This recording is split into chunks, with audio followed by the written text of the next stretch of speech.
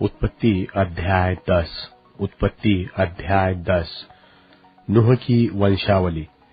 नूह के पुत्र जो शेम, हाम और एपेत थे, उनके पुत्र जल प्रलय के पश्चात उत्पन्न हुए। उनकी वंशावली यह है।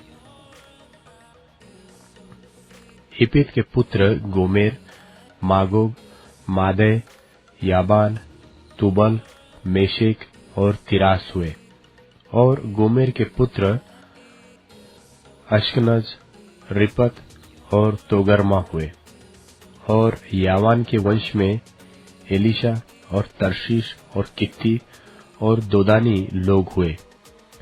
इनके वंश अन्य जातियों के द्वीपों के देशों में ऐसे बढ़ गए कि वे भिन्न भिन्न भाषाओं, कुलों और जातियों के अनुसार अलग अलग हो गए। फिर हाम के पुत्र कूश और मिस्र और फूत और कनान हुए। और कूश के पुत्र सबा, हवीला, सबता, रामा और सबुतका हुए। और रामा के पुत्र शबा और ददान हुए। और कूश के वंश में निम्रोद भी हुआ। पृथ्वी पर पहला वीर वही हुआ है। यह यहोवा की दृष्टि में पराक्रमी शिकार खेलने वाला ठहरा।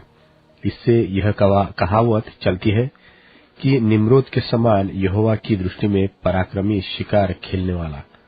और उसके राज्य का आरंभ शिनार देश में बाबुल और अक्कद और कलने हुआ।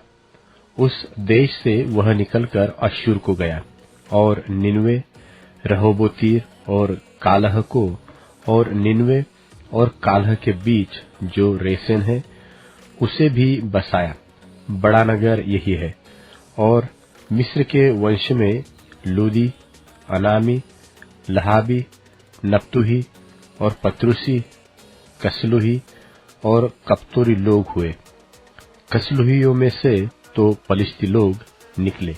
फिर कनान के वंश में उसका ज्येष्ठ सिदोन, तबहित और यबूसी, एमोरी, गिर्गाशी, हिव्वी, अर्की, सीनी, अरवदी, समारी, हमाती लोग भी हुए।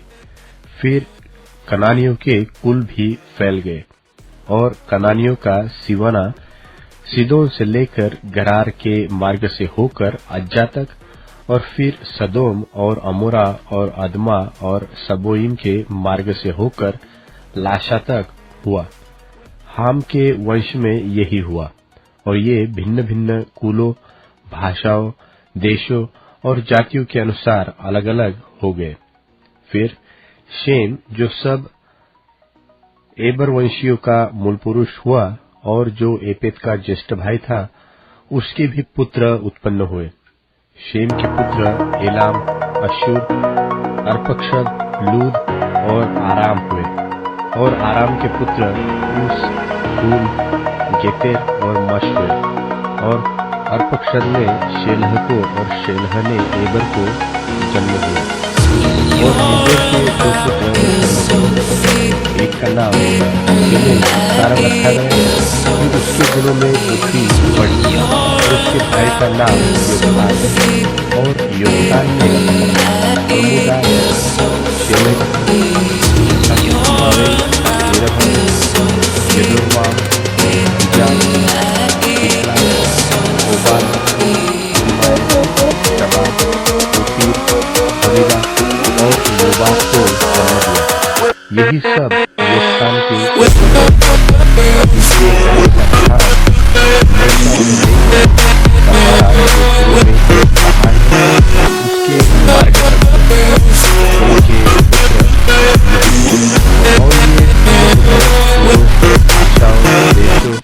और जातियों के अनुसार अलग अलग हो गए।